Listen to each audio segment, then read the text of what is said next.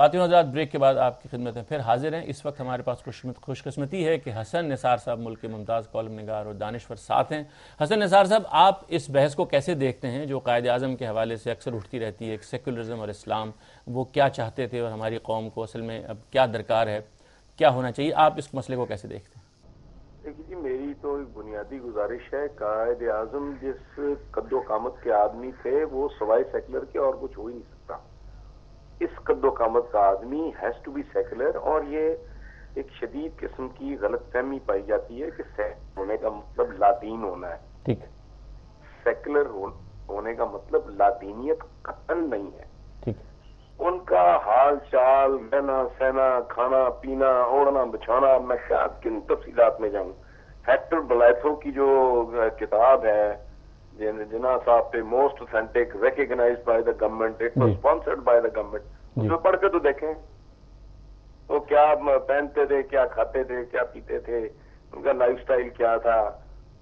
اور دوسرے ان کی بے شمار، یہ مذہب ریاست میں دخیل ہوگا تو اس کی تباہی اور بربادی کا باعث بنے گا۔ ہاں، اس میں دو سوال ہیں حسن صاحب میرے آپ سے۔ چار آدمیوں کا اسلام ہے، کیا اس کی ڈیفینیشن پہ تو اتفاق نہیں ہے؟ نہیں، حسن صاحب یہ بتائیں کہ قائد اعظم کو آپ نے کہا آپ کے نزدیک وہ سیکولر تھے، لیکن انہوں نے خود اپنے بارے میں یہ کبھی نہیں کہا۔ کہنے کی ضرورت نہیں بندے کا، میں نے آج تک کبھی نہیں کہا کہ میں سیکولر ہوں۔ نہیں، لیکن اس کا مطلب کیا سمجھتے ہیں آپ؟ لیکن میرا لائف سٹائل، میرا جو ٹوٹل میرا سارا کام بتاتا ہے۔ نہیں، کیا مطلب کیا ہے اس بات کا، آپ ہمیں کچھ بتائیے نا۔ یہ بھائی ریاست کے معاملات میں مذہب کا کوئی عمل دخل نہیں ہونا چاہیے، اور سٹیزنز آر ایکول۔ نہیں، لیکن اب یہ ٹھیک ہے، اتنی باتیں تو ہم سب کا اتفاق ہے، لیکن اب مثال کے طور پر وہ احکام دین کے جو اس کا تعلق ہے ہی معاشرے سے، اس کو کیسے دیکھتے ہیں؟ مثلاً حدود و تعزیرات ہیں، سود ہے، نکاح و طلاق ہے، وراثت کا قانون ہے، نماز اور زکوٰۃ کا قانون ہے، اس کو کہاں لے کے جائیں گے؟ ان میں سے بے شمار چیزیں ایسی ہیں جن پہ اجتہاد کی ضرورت ہے۔ نہیں، آپ یہ تو اجتہاد تو بعد کی بات ہے نا، پہلے تو یہ بتائیے کہ قانون جو اسلام نے بتائے ہیں جس کا تعلق معاشرے سے ہے، چلیے فرد کی حد تک تو بات سمجھ میں آ گئی کہ اس کا اور اس کے رب کا معاملہ ہے، لیکن وہ معاملات جو معاشرے سے ریلیٹڈ ہیں، یعنی کسی کو سزا دینی ہے، کسی کے ساتھ جنگ کرنی ہے، کسی کو کوئی حق دینا ہے، جو سوسائٹی کو حیثیت سٹیٹ کے کام کرنے ہیں، اور اسلام نے کچھ اس میں رہنمائی کر دی ہے، اس کو کہاں لے کے جائیں گے؟ صورتحال یہ ہے کہ ہم فزیکلی موجود ہیں 21ویں صدی میں، ذہنی طور پہ ہم آج بھی ادھر پھنسے ہوئے ہیں 1500 سال پہلے۔ دنیا کی جدید حقیقتیں بہت مختلف ہیں۔ نہیں تو بتائیں نا وہ کیا ہیں، آپ حقیقتوں کی طرف رہنمائی فرمائیے نا۔ قرآن پاک کا یہ جو حکم ہے نا کہ مومن اپنے اصل کے ساتھ ہم آہنگ ہوتا ہے۔ میں عرض کر رہا ہوں آپ سے کہ اسلامی جو قوانین ہیں جو اس نے معاشرے سے ریلیٹڈ دی، ان کو ہم کہاں لے کے جائیں گے؟ بے شمار چیزیں جو آپ کر نہیں سکتے، یہ ایک ڈھکوسلا ہے جو جاری ہے۔ مثلا آپ انٹرسٹ فری اکانومی کا آپ تصور کر ہی نہیں سکتے۔ You are a very very minor small part of this global village, how can you survive in isolation? ٹھیک ہے، اسی طرح بے شمار چیزیں ہیں۔ آپ کا بہت شکریہ حسن نثار صاحب، بڑی نوازش، ہم نے آپ کا وقت لیا، آپ گاڑی چلا رہے تھے بیچ میں سے، آپ کا وقت لیا، بڑی نوازش۔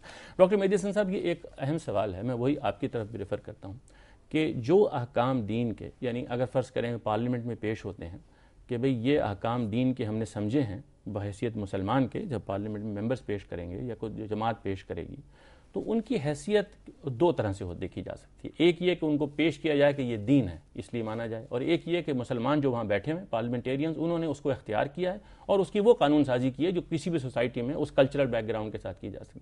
آپ اس کو کیسے دیکھیے، اس میں دو باتیں بہت اہم ہیں۔ پہلی بات تو یہ ہے کہ ریاست کا کوئی تصور اسلام کے دین میں قرآن نے نہیں دیا، یہ مین میڈ تصور ہے۔ اسلام کا فلسفہ ڈیوائن ہے، اللہ تعالیٰ نے دیا ہے۔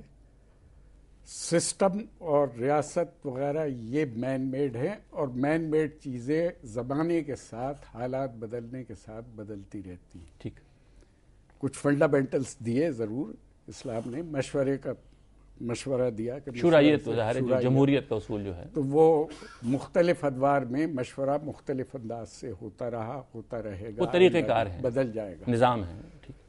دوسری بات یہ ہے، آپ ایک بات کر رہے تھے شابی صاحب بھی اور آپ بھی، کہ کون سا اسلام؟ جی، اس کا مسئلہ یہ ہے کہ سب کانٹیننٹ کے حالات کو اگر آپ دیکھیں تو سب کانٹیننٹ میں جو 25% مسلمان ہوئے تھے پارٹیشن سے پہلے، آزادی سے پہلے پاکستان کی، اس میں ایک بہت بڑا عمل دخل ان کے اہمیت اختیار کرنے کا، ان کے خوشحال ہونے کا، ان کے آباد ہونے کا یہاں، وہ 950-1000 سال کی مسلمان بادشاہتیں تھیں.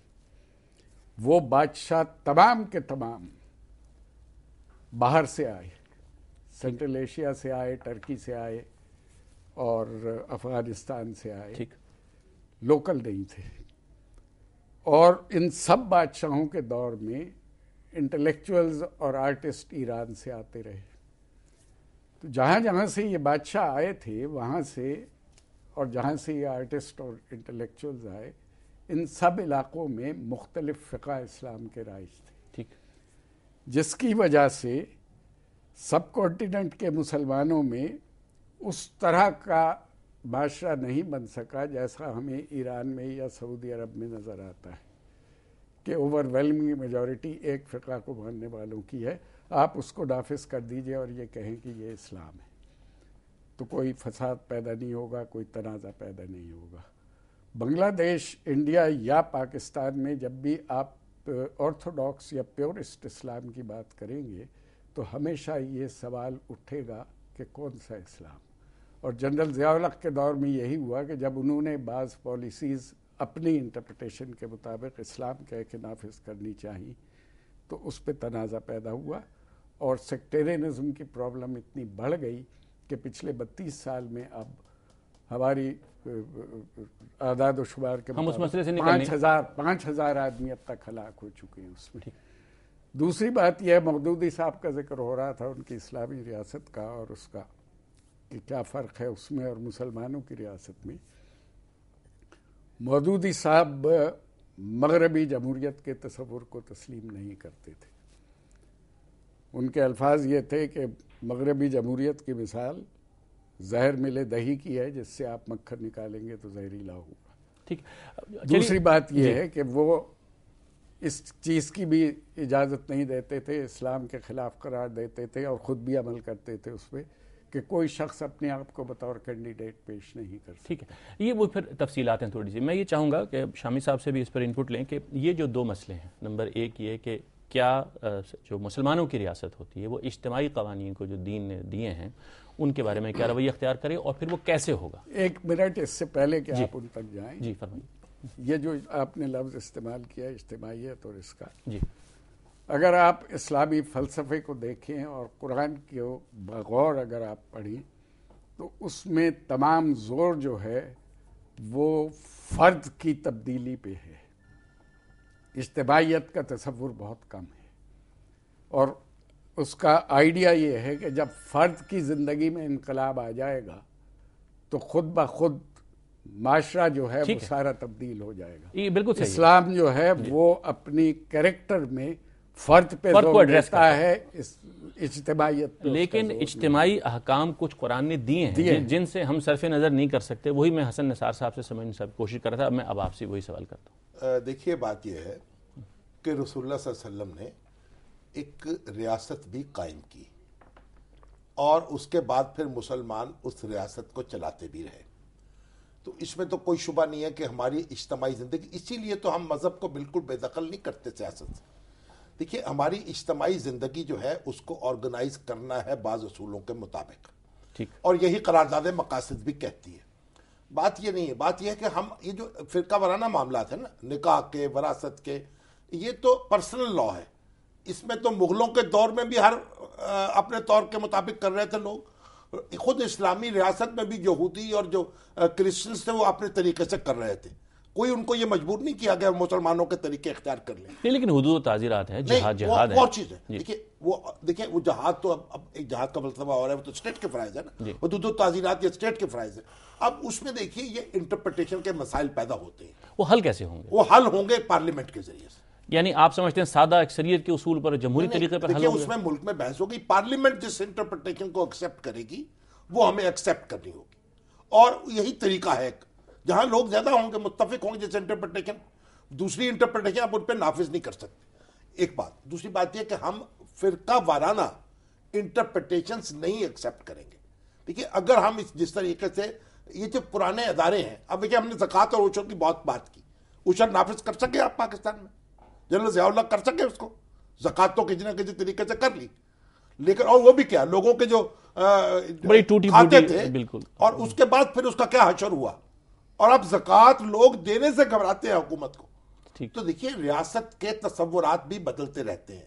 ایک بات میں سود کی بات کر رہے تھے ابھی حسن نثار، دیکھیے یہ جو غیر سودی بینکاری ہے اب یہ بہت پھیل گیا ہے معاملہ، یہ اس پہ بڑی تحقیق ہو رہی ہے، ادارے بنے ہیں جو کام کر رہے ہیں، تو ہم یہ نہیں کہہ سکتے آؤٹ رائٹ ریجیکٹ نہیں کر سکتے بعض چیزوں کو، لیکن ایک بات بڑی بنیادی ہے، وہ یہ ہے کہ جب بھی ہم کسی چیز کو انٹرپریٹ کریں گے غیر فرقہ وارانہ کریں گے اور پارلیمنٹ کے ذریعے سے اسے نافذ کریں گے۔ پاکستان میں دیکھیے جو پرابلم واقع ہوئی ہے، یہ آپ کہہ رہے تھے قانون کیسے بنیں گے، پاکستان میں 69 تک قانون بنتے رہے، کیسے بنتے رہے؟ پارلیمنٹ بناتی نہیں ہے، کوئی پرابلم نہیں ہوا، معاشرہ چلتا رہا۔ اسی اور اس کے بعد جو صورتحال ہے، جب آپ پارلیمنٹ کو بیچ میں سے نکالیں گے، عوام کو بیچ میں سے نکالیں گے، پھر آپ فرقہ وارانہ انٹرپریٹیشنز میں آ جائیں گے، اور پاکستان اس کے لیے نہیں بنا ہے۔ قائد اعظم نے یہ بات واضح کی ہے، اقبال نے واضح کی ہے، قائد اعظم کہتے ہیں ہم اسے جدید اسلامی تجربہ گاہ بنائیں گے، جمہوری فلاحی مملکت بنائیں گے، ٹھیک، تجربہ گاہ بنائیں گے، وگرنہ کہتے ہیں کہ ہم ماڈل اٹھا کے لے آئیں گے، ایک بادشاہ بنا دیتے ہیں مغلوں کی طرح کا۔ دیکھیں نا، انہوں نے یہ کہا کہ ہم اس کو ایک نیا معاشرہ، نئی انٹرپریٹیشنز کی ضرورت یعنی ہے، بڑی فارورڈ لوکنگ سوچ تھی ان کی، مستقبل کی طرف۔ ٹھیک، قائد اعظم کی اسی تقریر میں، یہ میں چاہوں گا آخر میں ذکر کرنا، وقت ختم ہو رہا ہے پروگرام کا خواتین و حضرات، قائد اعظم کی اسی تقریر کا جس کا ہم نے حوالہ دیا، اس کے آگے اور پیچھے آپ دیکھیں، اس میں یہ ہے کہ اسٹیٹ کا اصل مقصد یہ ہے، اور ہم نے ملک حاصل کر لیا تو ہمیں اصل میں یہ کام کرنا ہے کہ ہم اپنے عام آدمی کی حالت بہتر کریں، ہم ایک خوشحال قوم کا خواب رکھتے ہیں اور ہم اس کو اسلام کے اصولوں کی روشنی میں آگے بڑھائیں گے۔ تو ہمارے مہمانوں نے جتنی گفتگو کی اس سے معلوم یہ ہوتا ہے کہ اسلام ہمارا فیتھ ہے، اس کی بیسس کے اوپر ہم ایک پارلیمنٹ بناتے ہیں، ایک جمہوری معاشرے کے اندر ہم ہر چیز کو پارلیمنٹ میں لے کے جائیں گے اور اکثریت سے فیصلہ کریں گے، اور کسی جبر سے اور کسی خاص مکتبہ فکر کی رائے کو امپلیمنٹ ہونا طاقت کے ذریعے سے، یہ کوئی اسلامی تصور نہیں ہے، ہمیں اس کو ریویو کرنا چاہیے۔ اور قائد اعظم کے جو بھی فرمودات ہیں وہ ظاہر ایک خاص وقت کے لیے تھے، اس میں بہت روشنی ہے ہمارے لیے، لیکن یہ ضروری ہے کہ ہم ان کے فرمودات کی روشنی میں آگے بڑھیں۔ یہ ارتقاء پذیر معاشرہ ہے، ترقی کا راز اسی میں ہے کہ ہم اپنے علم کو، اپنی سوچ کو، اپنے فکر کو ہر وقت زیر غور لاتے رہیں، تنقید کو سنیں، ٹالرنس پیدا کریں اور اس معاشرے کو زندہ کریں جو ایک صحیح اسلامی معاشرے کا خواب ہو سکتا ہے۔ خواتین و حضرات، پروگرام دیکھنے کا بہت شکریہ۔ ڈاکٹر مہدی حسن صاحب، خورشید احمد ندیم صاحب، شامی صاحب اور حسن نثار صاحب، بہت شکریہ۔ خدا حافظ۔